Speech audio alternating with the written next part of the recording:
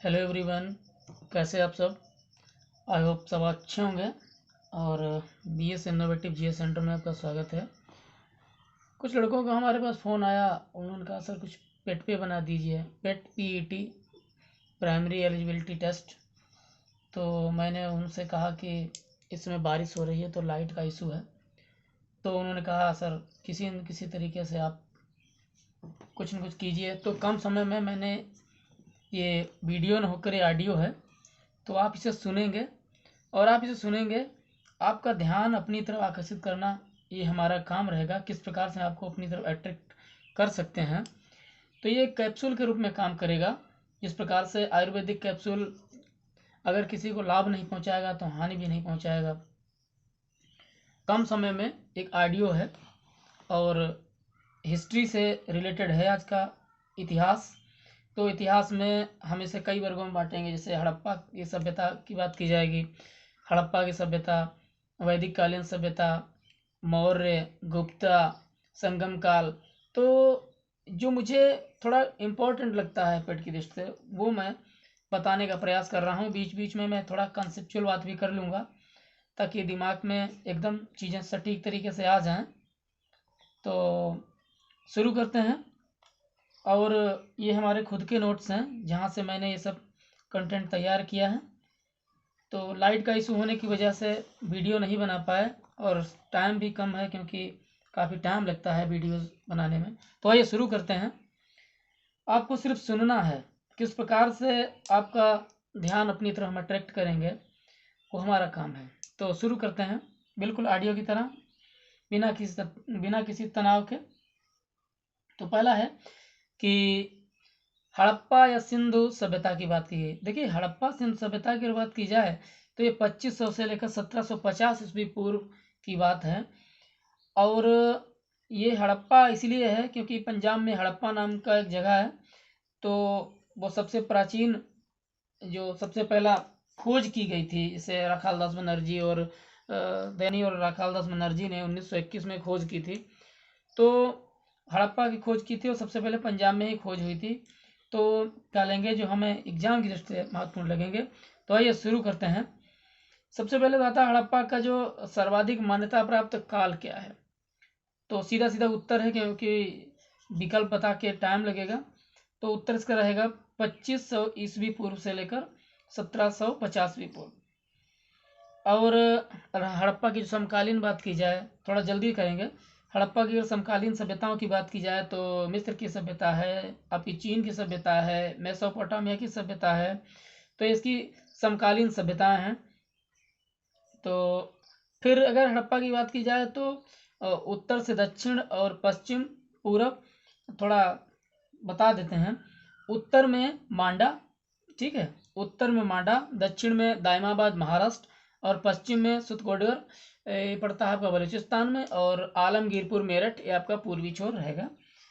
और कहाँ से कहाँ तक विस्तार है इसका, तो पंजाब, राजस्थान, गुजरात, उत्तर प्रदेश, हरियाणा, सिंध और बलूचिस्तान, तो ये सब रहेंगे। उसके बाद क्वेश्चन बहुत आता है कि घोड़े के अवशेष कहाँ से मिले। तो ये जगह का नाम है सुरकोटदा। फिर हड़प्पा सभ्यता किस युग की थी, तो ये कांस्य युग की सभ्यता रही है। फिर हड़प्पा सभ्यता के जो लोगों का मुख्य व्यवसाय क्या था, वो व्यापार था। और आपको बता दें कि हड़प्पा सभ्यता में ही दो तीन चीजें हुई थी। ये जो आजकल जो ना फ्रेंच का दाढ़ी बना के घूम रहे हैं, दाढ़ी सेट करवाते हैं लड़के, तो ये हड़प्पा सभ्यता से ही हुआ था। एक योगी बाबा निकले थे, उनके हाथ नहीं, हाँ एक योगी बाबा निकले, तो नीचे उनके हाथ नहीं है दोनों, एक जो मूर्ति निकली, तो वहाँ पर ये वहीं से फ्रेंच का दाढ़ी का सिस्टम शुरू हुआ। और उसके बाद हम देखते हैं कि सिंधु सभ्यता के घर किससे बनाए जाते थे। वैसे सिंधु और हड़प्पा की बहुत पुरानी सभ्यता कही जाती है, लेकिन उस जमाने में भी ईंट से निर्मित मकान थे और सड़कें बिल्कुल नीट एंड क्लीन थी और ग्रिड व्यवस्था थी। ग्रिड का मतलब होता है कि समकोण पर जो नालियां काटती हैं, सड़कें काटती हैं, ग्रिड व्यवस्था कही जाती है। और हड़प्पावासी कपास के मामले में सबसे ज़्यादा उत्पादन कपास का करते थे। खोजकर्ता की बात की जाए तो दयाराम साहनी। उसके बाद सिंधु सभ्यता का, देखिए सिंधु सभ्यता हड़प्पा सभ्यता एक ही है, ठीक है, तो कोई डाउट नहीं लेंगे हम लोग। सिंधु सभ्यता का पत्तन नगर बंदरगाह कौन सा है? लोथल रहेगा। और फिर आता है हड़प्पा समाज है किन वर्गों में विभक्त था? तो विद्वान, योद्धा, व्यापारी और श्रमिक। उसके बाद बात की जाए कि सिंधु घाटी सभ्यता के लोगों में मूर्तियां तो निर्माण करने की प्रथा थी या कलाकारी थी, लेकिन वो लोग मंदिर नहीं बनाते थे। तो कहीं पर अगर आ जाए कि मंदिर की बात, तो हड़प्पा वाले मंदिर नहीं जानते थे। उसके बाद नीचे आते हैं और आदि देवी और पशुपति का वो लोग पूजा करते थे। माता देवी, आदि देवी, पशुपति की पूजा करते थे।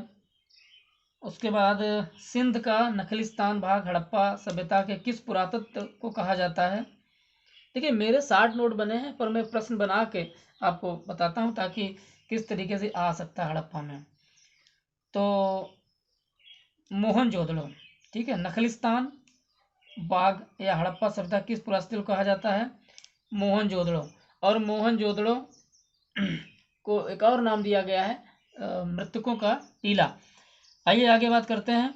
तो हड़प्पा सभ्यता का जो क्षेत्र था वो किस प्रकार का था? तो आप बात करेंगे त्रिभुजाकार था। जब आप मैपिंग करेंगे तो आपको त्रिभुजाकार मिलेगा। कुछ और सही जोड़े बनाने के लिए आ जाते हैं। तो हड़प्पा की खोज की गई थी, वो हड़प्पा सभ्यता की, वो रावी नदी किनारे है। मोहनजोदाड़ो की बात की जाए तो सिंधु की लोथल एक बंदरगाह, इकलौता बंदरगाह रहा, वो भोगवा नदी के किनारे है। और कालीबंगा घग्गर नदी के किनारे है। तो घग्गर और घाघरा में अब काफ़ी अंतर है, ठीक है, घग्गर और घाघरा में एक मत कर देना। आगे बढ़े तो हड़प्पा सभ्यता के अंतर्गत हल से जोते गए खेत के साक्ष्य, तो कालीबंगा। उसके बाद अगर बात की जाए कि एक मिट्टी का हल मिला, वो बनावली में मिला था। और मोहनजोदड़ो कहाँ स्थित है? सिंधु। विशाल स्नानागार मोहनजोदड़ो में पाया गया था। और किस देवता सभ्यता की मुद्रा में किस देवता के समतुल्य चित्रांकन मिलता है? तो आप बात करेंगे आद्य शिव। देखिए शिव बहुत पुराने देवता हैं, इनका आद्य अंत कुछ नहीं पता चला अभी तक। उसके बाद बात करते हैं कि सैंधव स्थलों के उत्खनन से प्राप्त मोहरों में निम्नलिखित में किस पशु का सर्वाधिक उत्कीर्ण हुआ है? बैल। बैल का नाम, क्योंकि नंदी बाबा हैं तो शंकर जी से रिलेटेड हैं, तो बार बार उसका यूज होता है। और यह सभ्यता क्यों जानी जाती थी? ये सभ्यता अपने नगर नियोजन के लिए जानी जाती थी। हम सभ्यता के बारे में थोड़ा डीपली 3-4 विशेषताएं बता देते हैं। तो ये विशेषताएं सबसे पहले ये थी कि हड़प्पा सभ्यता में, सिंधु सभ्यता में नगरों में नालियों की सुदृढ़ व्यवस्था थी। फिर व्यापार और वाणिज्य उन्नत दशा में था। और मातृ देवी की उपासना की जाती थी। और आदिदेव महादेव जैसी एक मूर्ति पाई गई, तो उसकी बात की गई। तो लोग जो हैं लोहे से परिचित नहीं थे, ठीक है, लोहे का विकास हुआ हो या न हुआ, लेकिन लोग जानते नहीं थे। तो उसके बाद मांडा की बात की जाए, मांडा चेनाब नदी में है और हड़प्पा सभ्यता में बिल्कुल उत्तरी सीमा बनाता है। हड़प्पा कालीन स्तर रोपड़ सतलज नदी आपने पढ़ा होगा। हड़प्पा के बावजूद आपने पढ़ा होगा भाखड़ा नंगल बांध परियोजना, तो उसमें भी। धौलावीरा में जल प्रबंधन प्रणाली का पता लगाया गया था। आगे बढ़ते हैं। घरों में कुएं, ठीक है, घरों में कुएं कहाँ प्राप्त किए गए? तो मोहनजोदड़ो में। और 2 भारतीय लोगों ने सभ्यता की खोज की थी, राखाल बनर्जी और डॉक्टर दयाराम साहनी, हम पहले आपको बता चुके हैं। और इसकी खुदाई किसने की थी? सर जॉन मार्शल ने। सिंधु घाटी के लोग किसमें विश्वास करते थे? तो मातृशक्ति में। लोथल है क्या? लोथल से रिलेटेड क्या मिला था? गोदीवाड़ा डॉकी यार्ड कहते हैं इसको, पुरातत्वीय अवशेष मिला था यहाँ। कालीबंगा में जुता हुआ खेत जुते हुए खेत के अवशेष कहाँ मिले, तो कालीबंगा में। फिर पकी मिट्टी की बनी हल्की प्रतिकृति आपको बता चुके, बनावली और धौलावीरा मिला। हड़प्पाई लिपि के आकार के 10 सिक्कों वाला एक शिलालेख। देखिए आगे बढ़ते हैं। कपास का उत्पादन सर्वप्रथम सिंधु क्षेत्र में हुआ, और ग्रीक या यूनान के लोग इस कपास को क्या कहते थे, सिंडन। Very very most important question. एक लोहे वाला है कि किस सभ्यता से परिचित, किस धातु से हड़प्पा काल के लोग किस धातु से परिचित नहीं थे, तो लोहे से, और इस सिंडन वाला। और उसके बाद अफगानिस्तान स्थित सिंधु सभ्यता के स्थल क्या है, सुतोगुई, मुंडीगाक, देहमोरो, सिंघुडई। और उसके बाद ये जो शहर है नगर, सिंधु सभ्यता के बंदरगाह नगर थे। नाम है इनका लोथल एवं सुतका गेंडर, कुंतासी और अल्लादीनो बालाकोट। आगे बढ़ते हैं। तो आदि शिव मोहर में किन किन जानवरों का, माफ कीजिएगा, मोहनजोदड़ो से प्राप्त पशुपत शिव, आदि शिव वही शिव, किन किन जानवरों का अंकन कई बार हुआ, तो गैंडा और भैंसा का। और बिल्ली का पीछा करते हुए कुत्तों के पंजे के निशान कहाँ मिले हैं, एक ईंट मिली है, वो जगह है चिनुदड़ो। और बहुत मोस्ट इंपॉर्टेंट क्वेश्चन पर हम बता रहे हैं आपको कि किस हड़प्पाकालीन स्थल से प्राप्त जार पर चोंच में मछली दबाए चिड़िया एवं पेड़ के नीचे खड़ी लोमड़ी का चित्रांकन मिलता है, लोथल, जो कि पंचतंत्र की कहानी से रिलेटेड है। ठीक है, पंचतंत्र बहुत इंपॉर्टेंट है।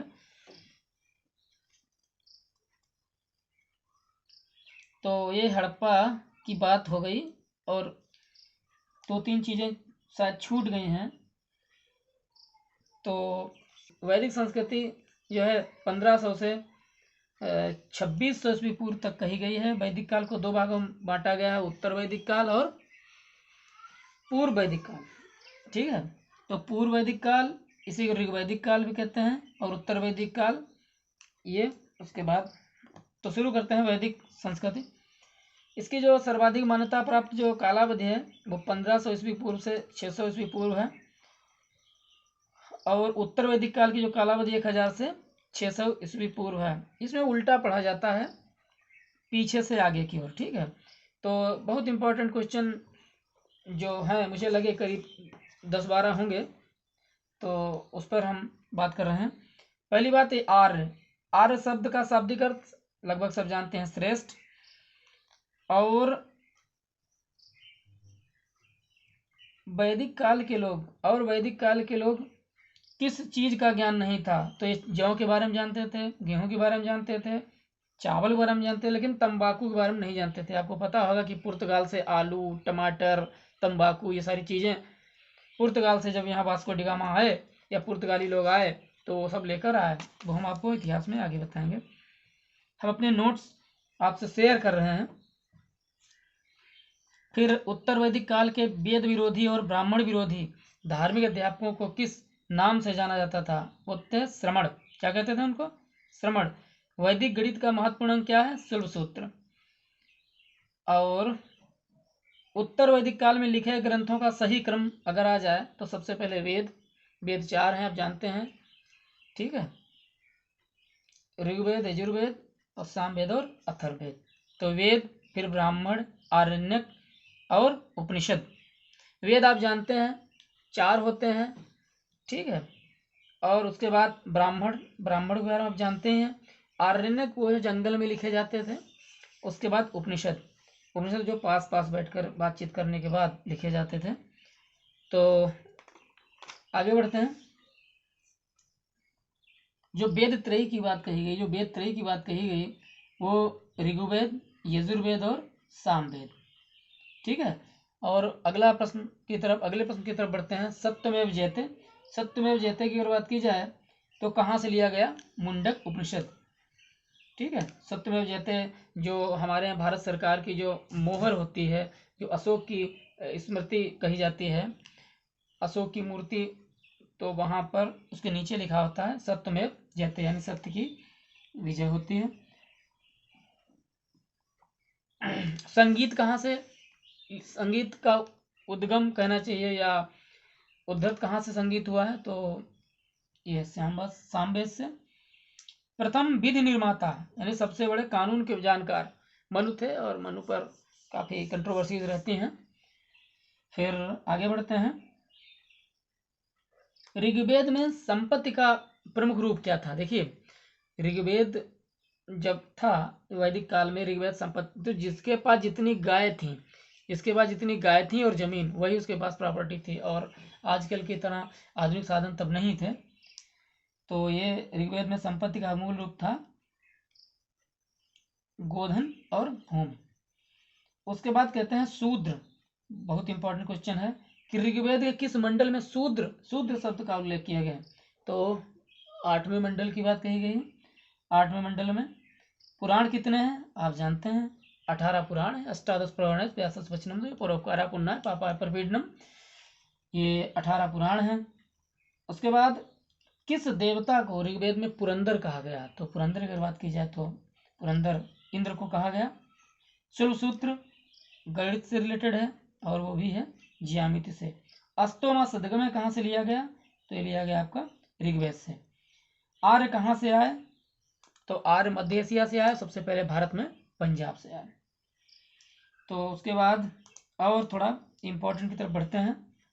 ऋग्वेद में जो यज्ञ करता थे, तो एक तरफ वेद की बात हो रही है, एक तरफ ऋग्वेद, एक तरफ वेद की बात, तो एक तरफ यज्ञ करता। तो ऋग्वेद में जो यज्ञ करता उसको होता या होत्र कहा जाता था। यजुर्वेद में अध्वर्य कहा जाता है। सामवेद में उद्गाता या उद्गात्र कहा जाता है, और अथर्ववेद में ब्रह्मा कहा जाता है। आगे बढ़ते हैं। अपौरुषेय अपौरुषेय अपौरुषेय किसे कहा गया? तो वेद से कहा गया। अपौरुषेय देवताओं का पर्याय है। आगे बढ़ते हैं। वैशेषिक दर्शन के प्रतिपादक हैं मारिस उलूक कणाद हैं। उसके बाद मीमांसा और पूर्व मीमांसा की बात की जाए तो जैमिनी है, और उत्तर वेदांत में की बात की जाए तो ये वाद नारायण है। तो उत्तर, और थोड़ा हमने यहाँ पर अपना थोड़ी ट्रिकी बेस भी आपको बता दें, तो एक नाम है उवैस, उसे होता है उलूक, और वैस से वैशेषिक। तो इस तरीके से आप याद करते हैं। उवैस किसी का नाम हो सकता है, तो उसे उलूक कणद, और वैस से वैशेषिक। उसके बाद मीमांसा या पूर्व मीमांसा की बात की जाए तो पूर्व जब लिखेंगे तो पूर्व के आगे पू होगा, और पू में जनी लगा जाएंगे, तो यानी पूजनी, और हमको पूजनी और जैमिनी एक जैसा लगता है, इसलिए पूजनी हो जाएगा। और वेदांत या उत्तर मीमांसा की बात की जाए तो वेदांत या उत्तर मीमांसा की बात में वेदांत उत्तर का मतलब होता है बाद में, है ना, बाद में, और हमने सीधे बाद, तो बाद का मतलब बाद से बाद नारायण। तो फिर आगे बढ़ते हैं। ऋग्वेद में कौन सा मंडल पूर्णतः सोम को समर्पित है? तो नवा मंडल। फिर प्रसिद्ध दस राजाओं का युद्ध, दसराज युद्ध किस नदी के तट पर हुए? परशुनी नदी पर हुआ था। इसमें विश्वामित्र और 10 राजाओं की लड़ाई हुई थी, ठीक है।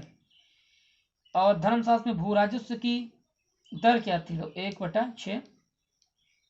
उसके बाद हम देखते हैं अछूत की अवधारणा कहाँ से हुई? अछूत जो छूना ना है, आपकी संविधान की बात की जाए तो अनुच्छेद 17 में कहा गया है, तो अछूत की अनटचेबिलिटी। तो ये धर्मशास्त्र काल में शुरू हुई थी, उत्तर वैदिक काल की संकल्पना मानी जाती है। तो एक आया था पीसीएस में भी आया था, एशिया माइनर स्थित वोगाज कोई का महत्व क्यों है? तो इसलिए है क्योंकि वहाँ जो अभिलेख प्राप्त हुए उनमें से 4 वैदिक देवताओं जैसे इंद्र हैं, वरुण हैं, मित्र हैं, नासत्य हैं, उल्लेख मिलता है, तो उनकी बात कही गई है। तो इसी को कहते हैं वोगज कोई एशिया माइनर की। गायत्री मंत्र कहाँ से लिया गया है? तो गायत्री मंत्र ऋग्वेद से लिया गया है। न्याय दर्शन को प्रचारित किसने किया? न्याय गौतम। निष्क किसे कहा जाता है? तो आभूषण, स्वर्ण के आभूषण कहे जाते हैं निष्क। और योग दर्शन के प्रतिपादक की बात की जाए तो पतंजलि महोदय हैं। आगे बढ़ते हैं। फिर ऋग्वेद में अब ये थोड़ी थीम है, मतलब ऋग्वेद में क्या है, सामवेद में क्या है, यजुर्वेद में क्या है, थीमें हैं। तो ऋग्वेद में स्तोत्र और प्रार्थनाएं, देवी देवताओं को प्रसन्न करने के लिए स्तोत्र प्रार्थनाओं की बात कही गई है, यज्ञ की बात कही गई है। फिर यजुर्वेद में स्तोत्र और कर्मकांड की बात कही गई है। सामवेद में संगीत में स्तोत्र, सामवेद को संगीत का उद्गाता भी कहा जाता है। अथर्ववेद में तंत्र मंत्र वशीकरण टोना टटका जादू टोना ये सब बातें अथर्ववेद में कही गई हैं। उसके बाद सर्वाधिक आरंभिक वैदिक काल में सर्वाधिक बार किस नदी का उल्लेख किया गया, तो उसका नाम है सिंधु नदी। आगे बढ़ते हैं। नचिकेता और यम का संवाद किस उपनिषद में प्राप्त होता है, तो कठोपनिषद में। कपिल मुनि द्वारा प्रतिपादित दार्शनिक प्रणाली क्या है, तो सांख्य दर्शन की बात कही गई है। और कहाँ से लौह धातु के प्रचलन की जानकारी मिलती है, तो अतरंजी खेड़ा। ये इम्पोर्टेंट है, ये लगभग आता रहता है। फिर कर्म का सिद्धांत संबंधित है मीमांसा से, कि कर्म करिए, टू वर्क इज वर्शिप, कर्म करते रहिए, ये मीमांसा से है। उसके बाद अगर बात की जाए कि अथर्ववेद औषधियों से संबंधित है, ऋग्वेद ईश्वर महिमा से संबंधित है, यजुर्वेद बलिदान से संबंधित है, बलिदान विधि जो बलि चढ़ाई जाती थी देवी देवताओं को प्रसन्न करने के लिए, उनकी बात की गई है। और सामवेद आप जानते हैं संगीत से कहा गया। चरक संहिता एक पुस्तक है, वो किस सब्जेक्ट से रिलेटेड है, तो आप कहेंगे चिकित्सा शास्त्र। और आगे बढ़ते हैं। वैदिक युगीन जो सभा थी वो मंत्रिपरिषद कही जाती थी। वैदिक युगीन सभा किसे मंत्रिपरिषद थी। और वैदिक युग में प्रचलित लोकप्रिय शासन प्रणाली थी गणतंत्र, जैसी हमारे यहाँ चल रही भारत में इस समय। सबसे प्राचीन वेद कौन कहा जाता है, ऋग्वेद।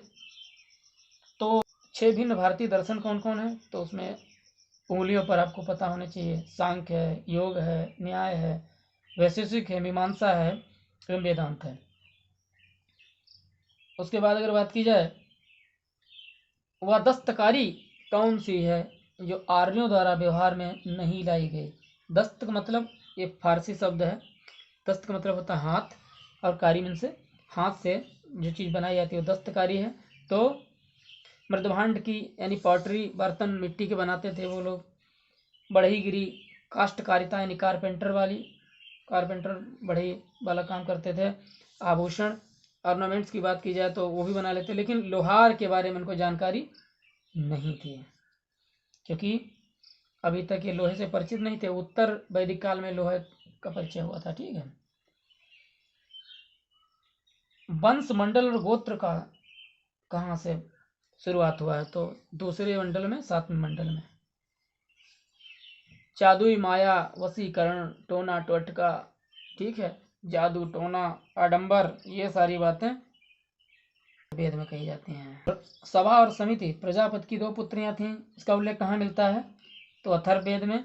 ऋग्वेद युग की प्राचीनतम संस्था कौन थी, विदध। और ब्राह्मण ग्रंथों में सर्वाधिक प्राचीन ग्रंथ कौन सा है, तो बात करें शतपथ ब्राह्मण। वैसे तो ब्राह्मण कई प्रकार के हैं, जैसे ऐतरेय है, गोपथ है, पंचविश ब्राह्मण है, लेकिन शतपथ सबसे प्राचीन ब्राह्मण कहा जाए। गोत्र व्यवस्था उत्तर वैदिक काल में आई। और कभी कभार आ जाता है कि अनुलोम प्रतिलोम विवाह क्या है, तो अनुलोम का मतलब नीचे से ऊपर बढ़ना। इसका मतलब अगर कोई लड़का सवर्ण का है, लड़की थोड़े निम्न वर्ग की है, तो ये हो गया अनुलोम। और प्रतिलोम का मतलब ये होता है जब कोई लड़की उच्च वर्ग की हो, लड़का निम्न वर्ग का हो, तो अनुलोम प्रतिलोम समझ लीजिए। उसके बाद वैदिक युग में यव कहा जाता है जौ को, ब्रीह कहा जाता है चावल को, अथर्व कहा जाता है पवित्र जादू को। तो अथर्ववेद का मतलब पवित्र जादू टोना है ना, आडंबर की बात कही गई। तो ये चीजें हैं। आगे बढ़ते हैं। अष्टाध्यायी रचनाकार कौन है, पाणिनि। पाणिनि ने महादेव जी की तपस्या की थी, भगवान शंकर प्रसन्न हुए और उन्होंने कहा मांगो। तो उन्होंने कहा हमें कुछ ऐसा दो जिससे हम एक पूरा विषय बना दें। तो उन्होंने कहा ठीक है। तो उन्होंने 14 सूत्र अपने डमरू बजाया और 14 सूत्र कहे। तो उनमें से जैसे है आयुड़ है, एउंड है, एंडोच है, लण जबगण्य कफय छठसर ससर है ना, हल, ऐसे करके 14 हैं, मुझे कुछ ही याद रहे हैं जी। तो फिर आगे बढ़ते हैं। उससे ही संस्कृत की रचना हुई। लर, ला के नीचे जो र लगाते हैं ल, वो सिर्फ संस्कृत में ही मिलेगा और कहीं किसी भाषा में, हिंदी में नहीं मिलेगा। ठीक है। आगे बढ़ते हैं। सबसे प्राचीन स्मृति कौन है, मनुस्मृति। मनु को सबसे प्राचीन निर्माता भी कहा जाता है, आदि पुरुष भी कहा जाता है। मनु और शत्रुपा, इनसे सृष्टि की रचना हुई थी। तो ऋग्वेद में सबसे प्राचीन और पवित्र नदी की बात की जाए तो सरस्वती का कई बार उल्लेख किया गया है। वैदिक समाज में आधारभूत इकाई थी कुल कुटुंब की। किस वेद में सभा को नरिष्ठ यानी वाद विवाद या अनुल्लंघनीय कहा गया? अथर्ववेद। और आगे बढ़ते हैं। नारी को सुरा और पासा के साथ, देखिए 3 बुराइयां हैं तो वो झगड़े की जड़ है। जैसे जड़ है यानी जड़, जमीन, जोरू, 3 बुराइयां हैं। तो यहाँ पर इन्होंने बताया है कि सुरा, पासा और नारी ये बुराई हैं। ये जहाँ भी होंगी, मतलब इस चीज़ को बुरा मत मानना, मेरा सिर्फ यहाँ समझाने का मतलब है। ऐसा है कि नहीं, जो किताबें वर्णित करती हैं मैं वही बताता हूँ। ऋग्वेद की बात है। तो सुरा का मतलब शराब, ठीक है, जो आजकल लोग पीते हैं शराब। पासा का मतलब जुआ। आप पांडवों की बात जानते हैं, किस प्रकार से कहाँ पहुँच गए थे, और उसकी सबसे बड़ी बुराई भी आप जानते हैं। तो आपको बताना नहीं है महाभारत किस प्रकार से कहाँ से शुरुआत हुई। तो सुरा, पासा और नारी 3 बुराइयां बताई गई। ये मैत्रायणी संहिता में कही गई हैं, ठीक है। उत्तर वैदिक काल में कौन से देवता सर्वोच्च स्थान पर थे? तो प्रजापति, दक्ष प्रजापति सुना होगा। हाँ। फिर यज्ञों की थोड़ी बात की जाए। यज्ञ राजसूय यज्ञ क्यों कहते थे? राजा के सिंहासनारोहण, यानी जब राजा सिंहासन पर आरूढ़ होते थे, राजा सिंहासन बैठते थे, राजसूय यज्ञ करते थे। और अपनी शक्ति बढ़ाने के लिए अश्वमेध यज्ञ करते थे। फिर वाजपेयी की और बात की जाए तो सौर प्रदर्शन और प्रजा के मनोरंजन के लिए किया जाता था, यानी थोड़ा अपना शान शौकत दिखाने के लिए। और अनिष्ट होम यज्ञ की बात की जाए तो देवताओं को प्रसन्न करने के लिए किया जाता था। यहाँ पर नीचे रावी नदी, आधुनिक नाम रावी, इस और सतुद्री, सतलज, अस्किनी, चिनाब और विपाशा व्यास नदी। संस्कार 16 संस्कार बताए गए हैं। और कुछ विवाह की बात कही जाए, 16 संस्कार हैं और करीब 8 विवाह की बात कही गई है। तो हम प्रयास करते हैं एक नज़र में विवाह के बारे में, किस प्रकार से विवाह। तो ब्रह्म विवाह यानी समान वर्ण या जाति का विवाह जिस प्रकार से आजकल होता है, तो वो ब्रह्म विवाह हो गया।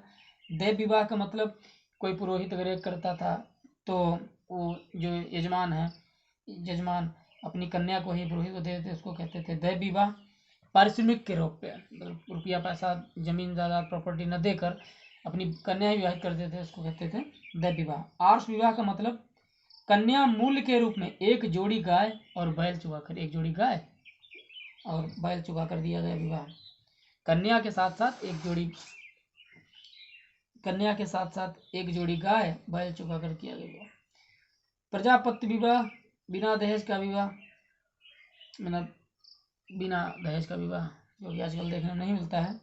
गंधर्व विवाह, प्रेम विवाह, आजकल जैसे लव मैरिज कहते हैं। आसुर विवाह, कन्या को खरीद कर किया गया विवाह, वो आसुर विवाह था। राक्षस विवाह, कन्या को जबरदस्ती उठा लिया, जैसे अलाउद्दीन के ज़माने में उठा लेते थे, ठीक है, अलाउद्दीन के ज़माने में उठा लेते थे, है ना, तो वो राक्षस विवाह था। और पैशाच विवाह, सोई अवस्था में कन्या को गुमराह किया या कुछ खिला पिला दिया, मानसिक स्थिति खराब कर दी और उसके साथ विवाह कर लिया, ठीक है। और फिर पितृ की बात की गई है, सॉरी, इसके नीचे फिर 3 ऋणों की बात कही गई है। तो 3 ऋणों में शामिल हैं आपके ऋषि ऋण, यानी देव ऋण का मतलब हुआ कि अपने पिता का कर्ज उतारना है, संतानें पैदा करने के बाद अपने वंश को आगे बढ़ाना, ये देव ऋण हो गया। पितृ ऋण हो गया, देवताओं का ऋण, अगर आपके पास पैसा है, आप उस लायक हैं तो यज्ञ हवन वगैरह करके वातावरण को शुद्ध कर सकते हैं, ये ऋण हो गया। ऋषि ऋण, जो पुरोहित यज्ञ वगैरह करते हैं उसको कुछ न कुछ देना। तो इस प्रकार से आगे बढ़ते हैं। विवाह सूक्त किसमें पाया गया, यानी विवाह संस्कार का वर्णन करने वाला, तो ऋग्वेद में ही बात कही गई। और अघन्य यानी वध न करने योग्य गाय कही जाती थी। और ये संग्रहित को साधु कहते थे। भागदूत कर संग्रहकर्ता कहते थे। छत्ता छत्री पासे खेलने में राजा का सहायक होता था। और अच्छवाप प्रतिहारी राजप्रसाद का संचक होता था। गायत्री मंत्र की रचना विश्वामित्र ने की। और अवेस्ता ईरानियों का एक पवित्र धर्म है, तो अवेस्ता ईरान से संबंधित है। पूषण पशुओं के देवता, धाओ जगत के पिता, अदिति देवों की माता, और उपक्रम विष्णु जी का नाम है। उपक्रम का मतलब ये हुआ कि 3 पगों में उन्होंने पूरी जो लोगों को नाप लिया था, वो वामन अवतार की बात कही गई है। वैदिक काल समाप्त होता है, तो उसके बाद हम एट ए ग्लांस महाजन पद की बात करेंगे। अभी अगले वीडियो में महाजन पद की बात होगी।